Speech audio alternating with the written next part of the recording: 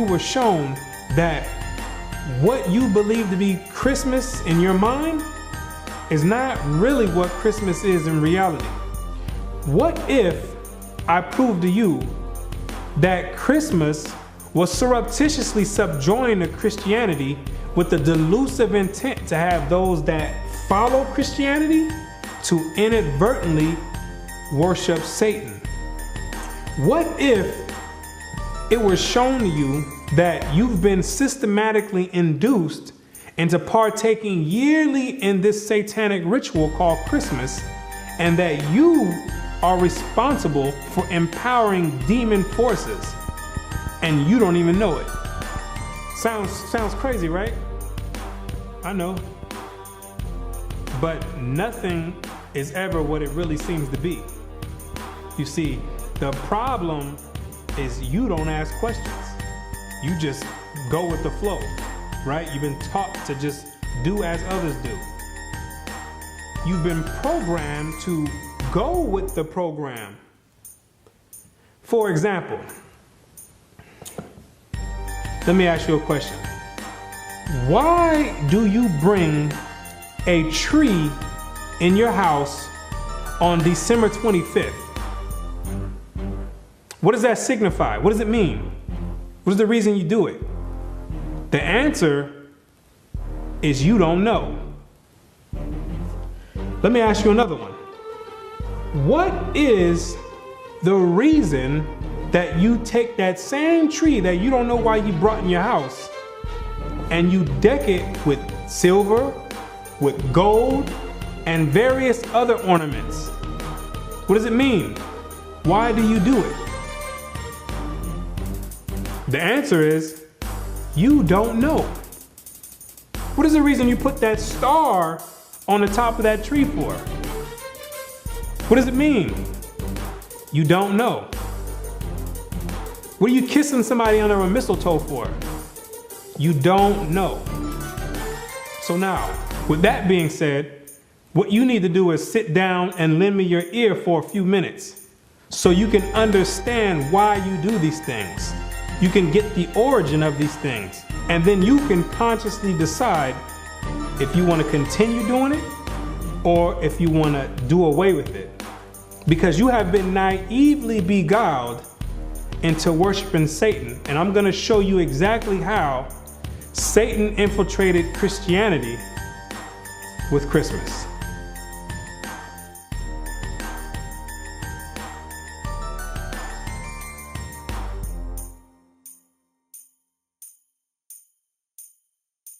The festivals of Rome are innumerable, but 5 of the most important may be singled out for elucidation, viz.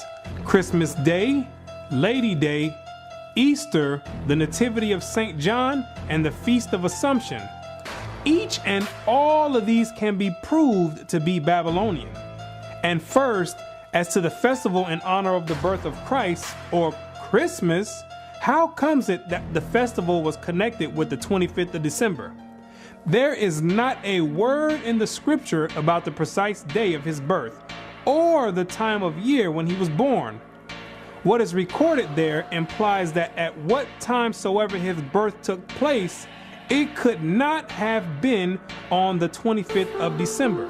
December 25th stems all the way back to the beginning of civilization in ancient Babylon. During the winter solstice, according to mythology, that's the day when the sun began to regain its dominion and begin to conquer the night. Because during the winter solstice, that's the period when the night is at its longest extent throughout the whole year, and the day shone for the shortest amount of time throughout the whole year. So in a sense, there's this type of mythological battle going on between the sun and night. So what succeeded the winter solstice was a gradual increase of the sun going from its lowest point all the way up until the summer solstice, where it goes into its highest point. So the pagans back then took that as a sign that the sun was beginning to regain dominance over the night, and they began to make deities out of it. So for instance, you have the Egyptian god Horus. who was born on the winter solstice of December 25th. You have the Greek god Helios, who was born on the winter solstice of December 25th. You have the Greco-Roman god Apollo, who was born on December 25th. You got the Hindu god Mithra, who also was born on December 25th. And you got the demon of all demons, the deity named after Nimrod, Baal, who after Nimrod's death, he was deified by his mother Semiramis and turned and claimed that he became the sun god. He also was born on December 25th. The scholars know, and all the elite know, that December 25th has always been used as a pagan day to conjure up spirits and demons. It's always been used that way. So now what they did was take the Bible and infiltrate it and then put the name Christ over it and got the whole world conjuring up spirits and empowering demons on December 25th, when it has nothing to do with the birth of Christ at all. At the time that the angel announced his birth to the shepherds of Bethlehem, they were feeding their flocks by night in the open fields. Now, no doubt the climate of Palestine is not so severe as the climate of this country, but even there, though the heat of day be considerable, the cold of the night from December to February is very piercing, and it was not the custom for the shepherds of Judea to watch their flocks in the open fields later than about the end of October. What the Bible does say is that during the time of Christ's birth, the shepherds were outside feeding the flocks and grazing them by nighttime. And anybody in their right mind will tell you that there's no way shepherds are going to be outside in the dead of winter grazing flock in the blistering cold. The Bible does not substantiate a winter birth, because there's no way the shepherds would be outside grazing flock in the dead of winter when it's blistering cold. I stay in Florida where they have mild winters, and there's no way, even in the wintertime, I'm going to be outside in the middle of the night grazing the flock. And I have sheep. There's no way I'm going to go out there and be grazing the flock. They're going to have to wait until the morning. At the birth of Christ, every woman and child was to go to be taxed at the city whereto they belonged, whether some had long journeys, but the middle of winter was not fitting for such a business, especially for women with child and children to travel in. Therefore, Christ could not have been born in the depth of winter. And during the time of Christ's birth, Mary and Joseph had to go back to their city to be taxed. The Romans had set up publicans all throughout the land of Israel to have the Israelites come and pay tribute to them. And there's no way in the world that the Romans would have set up a taxation time during the dead of winter, because back then they didn't have cars and stuff where you can jump in with a heater. People had to walk and had to go out however means necessary, but they didn't have heaters with them. So in the dead of winter, when it's blistering cold, that would not be a beneficial and an appropriate time to have people come all the way back to get taxed in their own cities. Zondervan Bible Compact Dictionary.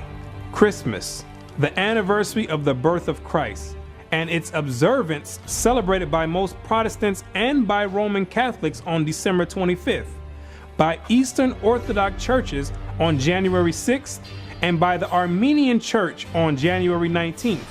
The first mention of its observance on December 25th is in the time of Constantine, about AD 325. The date of Christ's birth is not known. The scholars themselves know that Christ was not born on December 25th. They know that for a fact. That's factual to them. But what happens is the government sets up preachers to go out and tell you some fabricated lie and have you teaching and participating in satanic rituals while they sitting back twirling their thumbs, because they know that they know the truth already. And while you over there conjuring up demons, they sitting back laughing, enjoying it, and getting power. Constantine himself knew when he set it up that Christ was not born on December 25th. He knew that. He knew that it was a pagan ritual that was passed down from the Babylonians to the Egyptians, to the Greeks, all the way down to the Romans. And that all he was going to do was compile it together and have all the Christians thinking that they worship in Christ, when he knew good and well that it had nothing to do with the birth of Christ. The governmental system today knows that it has nothing to do with Christ, but they're not going to say anything. They write it in the books, but they're not going to say anything because you are conjuring up spirits and giving power to the demonic forces that rule the earth. How then did the Roman Church fix on December the 25th as Christmas Day?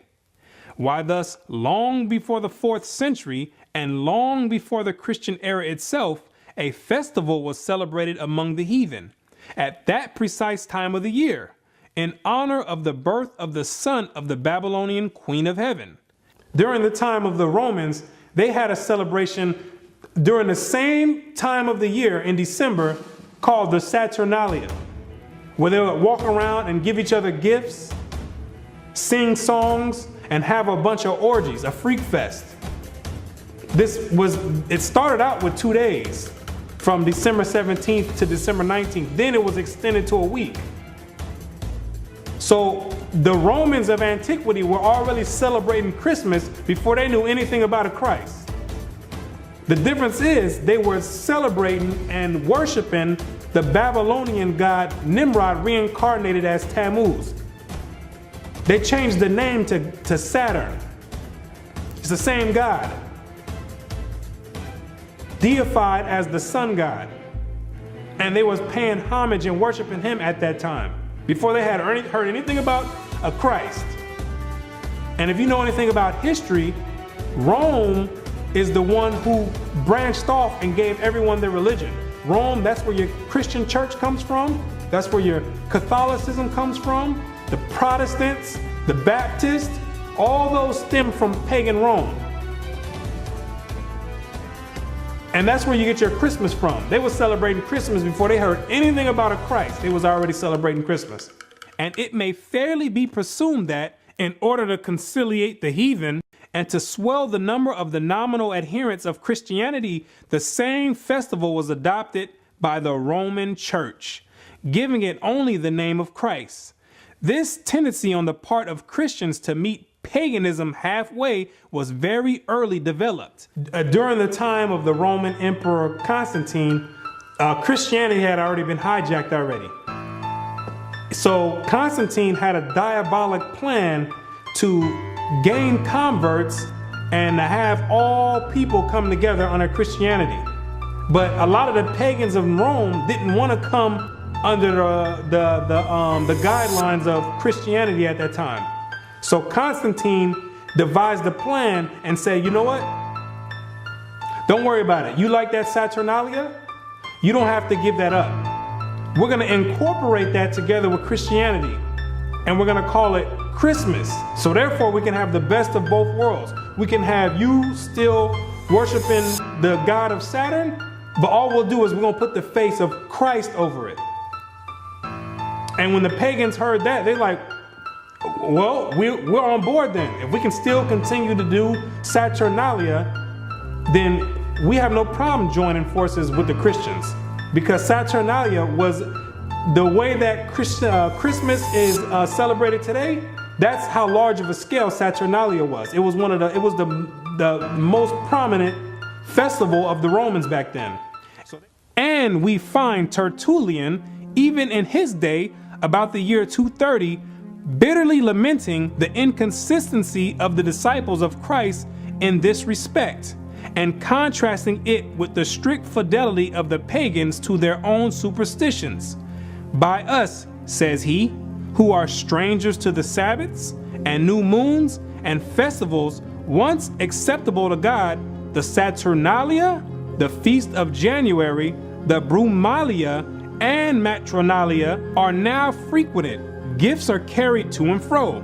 New Year's Day presents are made with din, and sports and banquets are celebrated with uproar. Oh, how much more faithful are the heathen to their religion, who take special care to adopt no solemnity from the Christians. Upright men strive to stem the tide, but in spite of all their efforts, the apostasies went on till the church, with the exception of a small remnant, was submerged under pagan superstition.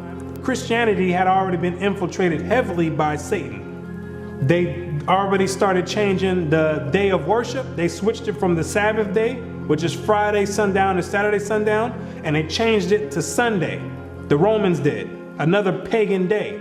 The Most High commanded to worship on the Sabbath day, and that's what they did, the Israelites did during the time of Christ, pre-Constantine. And they end up changing it and adding pagan days to it, which is Sunday, the worship of the sun. They had already started switching up the doctrines, and there was a few good men that were actually left that upheld the actual true doctrine of Christ in its true essence. And after a while, so much paganistic rituals and customs flooded in Christianity that the men who actually upheld the original doctrine, they ended up getting flooded out because the pagans already overflowed the Christian church. That Christmas was originally a pagan festival is beyond all doubt. The time of year and the ceremonies with which it is still celebrated prove its origin. In Egypt, the son of Isis, the Egyptian title for the Queen of Heaven, was born at this very same time, about the time of the winter solstice. The very name by which Christmas is popularly known among ourselves, Yule Day, proves at once its pagan and Babylonian origin.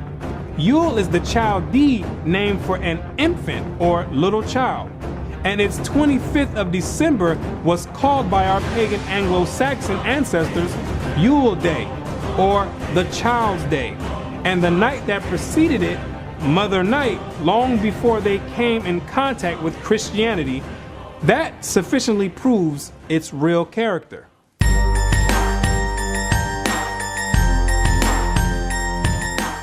The candles in some parts of England lighted on Christmas Eve and used so long as the festive season lasts were equally lighted by the pagans on the eve of the festival of the Babylonian god, to do honor to him, for it was one of the distinguishing particularities of his worship to have lighted wax candles on his altar. The lighting of the candles, when you and your family all getting together smiling, lighting candles, yes, that means something. It's an ancient Babylonian custom, commemorating and worshiping the birth of Nimrod, Satan himself. See, people think these customs just popped up out of thin air, when they've been around all the way since the beginning of time. And they have overflowed and found their way and crawled their way down into modern day society today. It's the same customs, just being repeated and another name masked over it. Back then, it was Babylon. Today, it's masked with Christ. It's the same exact custom. Same ritual, same custom, same worship. Same exact God.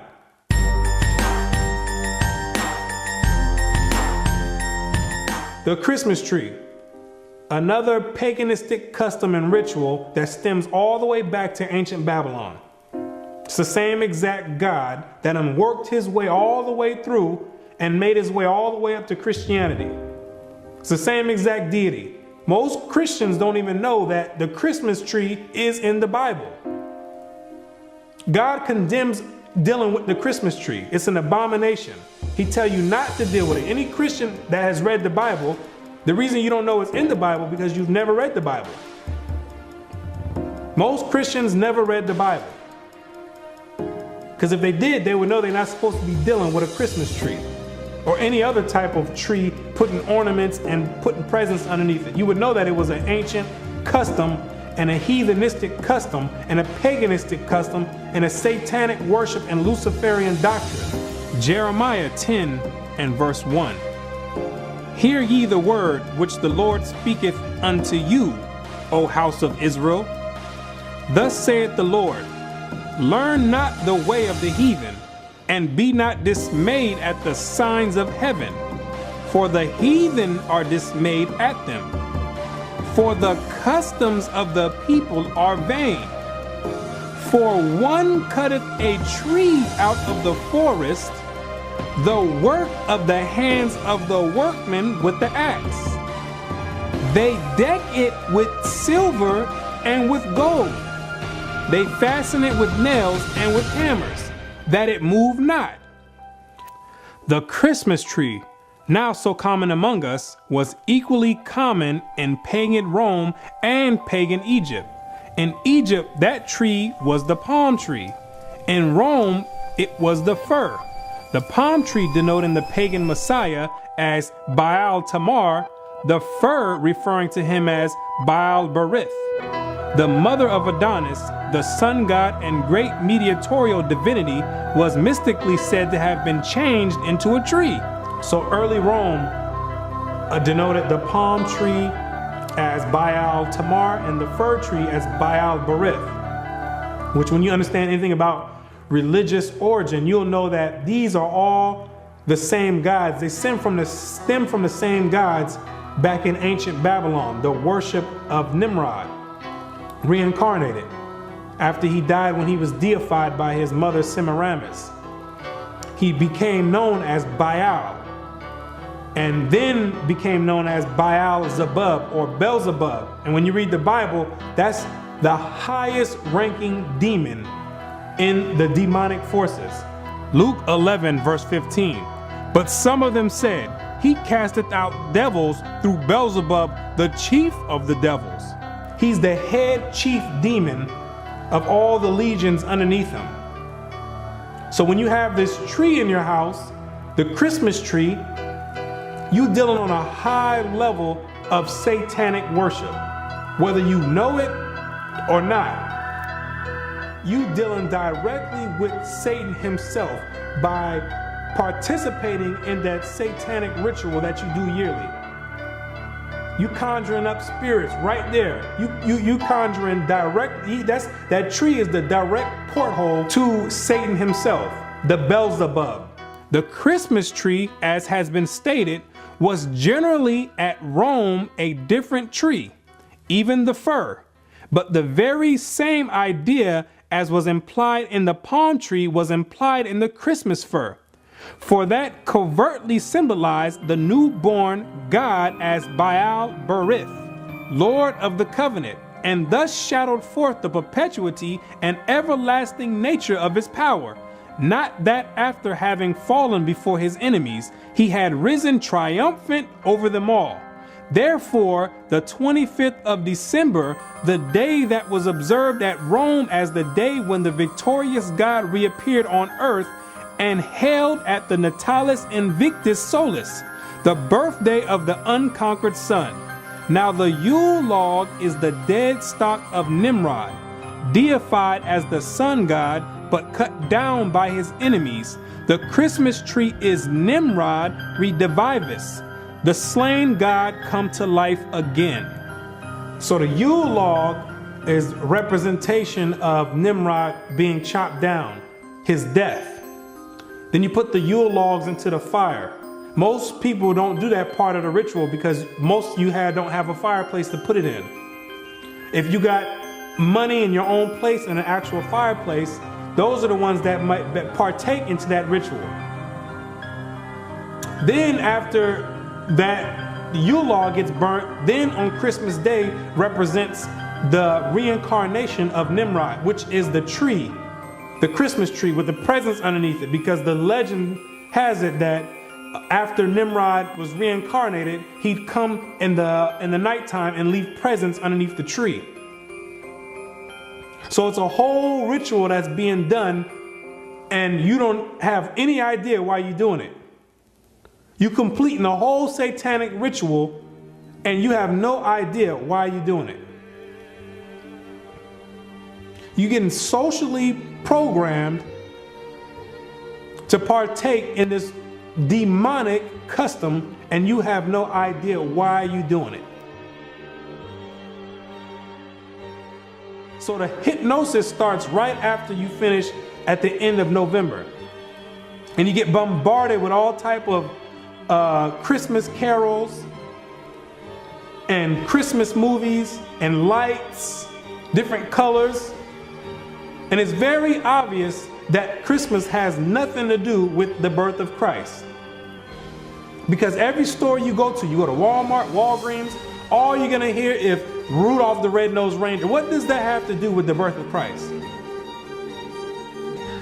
You're gonna hear Santa Claus is coming to town. What does that have to do with the birth of Christ? And then on top of that, they mix in a small portion of religious belief just to mask it over and to cause confusion and make some people believe like, okay, you know what? Maybe it does have something to do with Christ. When at all that is a delusion and a disguise to what they have you doing already. They building you up to finish, to complete this ritual at the end of the month. So they start all the way from November with the hypnosis, and you like a walking zombie. They implant it in your mind and working on the sending vibrations and signals into your brain waves, and getting you prepared to participate in this ritual. And everybody gets all hyped up and ramped up to do it, when you don't have any idea you're about to participate in a satanic ritual on a very high level.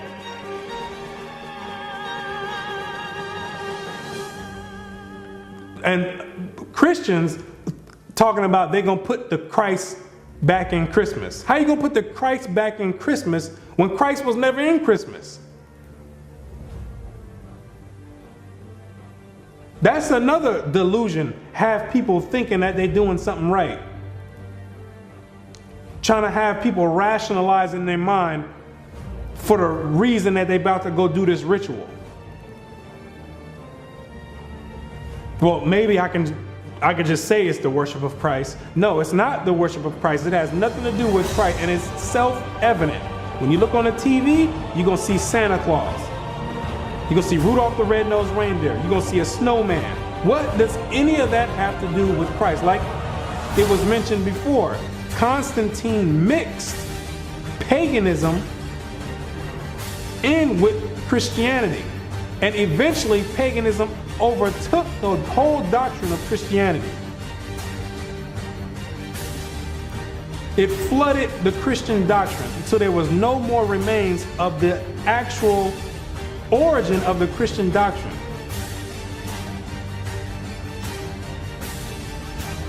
That's essentially what happened. And now you left doing satanic worship. That's how clever Satan is. He done slithered his way all the way into Christianity, and nobody would ever take the time to look and say, you know what, let me find you. Everybody looking for Satan somewhere else. Maybe Satan over here. When Satan got his home base and headquarters right in Christianity. He got everybody deceived. Revelations 12 verse 9. And the great dragon was cast out, that old serpent called the devil and Satan, which deceiveth the whole world. When he operating right there in Christianity, no holds barred. He got you celebrating. He got you celebrating Christmas, Thanksgiving, Easter, Valentine's Day, all Babylonian customs, satanic worship, rituals on a high demonic level. Now, and with that said, most people are still going to go and participate in that ritual. With everything being said, and they're going to try to rationalize it in their mind and make an excuse and try to say, oh, well, I'm doing it because of the family. No, you're not doing it. You're doing it is because they've been tampering with the brain waves, and they make it to where you think that you have to do this ceremony, or people going to look at you crazy. They start softening you up with Christmas carols. Everybody start acting funny around the Christmas time. All of a sudden, everybody's in this giving mood and nice and want to give hugs and kisses. Why? Because they socially and they're psychologically programming you to act that way and to give. They preparing you slowly to get ready to partake in this ritual that you will do at the end of the month. December 25th, faithfully, you're going to go, you're going to sit down with your whole family and open up presents, and you're going to be doing it in the name of Satan, disguised as Christmas or the worship and the birth of Christ, when it has nothing to do with that at all. Everybody getting all nice and friendly for the holiday season. What about the rest of the months? Why nobody's friendly then? Because Christmas is on a high demonic level. And the elite know that, and they got you partaking. Like I said, most people are still gonna go do it, and that's fine. If you want to go and celebrate Christmas and worship Satan directly on a high level, I have no problem with that. That's your prerogative. I don't have a problem with it. But the Most High God, He has a problem with it. Because you can live it up all you want, have as much fun, crack open as many gifts as you want, decorate as many trees, put as many stars on the top of the trees, kiss as many people under the mistletoe all you want. You can do that for your whole life. That don't got nothing to do with me. But once you enter into the grave and your spirit goes back to the Most High, you got to stand and face Him yourself. And I can tell you right now, you don't want to face Him and you've been celebrating and worshiping Satan. Hebrews 10 verse 31. It is a fearful thing to fall into the hands of the living God, because you're going to have to answer for it. You're going to have to sit there and answer for it. Every action and every deed that you've done, you're going to have to answer for it. I'm not going to have to answer for it. I got to answer for myself. 2 Corinthians 5 verse 10. For we must all appear before the judgment seat of Christ, that everyone may receive the things done in his body according that he have done, whether it be good or bad. So with that being said, if you're going to continue worshiping and celebrating Christmas, so be it. But to those that have an ear, let them hear. And you'll come out of that. And you won't be a partaker of the loophole in the system. And you'll come out of the matrix. So, with that being said, now you know exactly what the origin of Christmas is and these rituals that you're participating in. And you know exactly how Satan infiltrated Christianity with Christmas.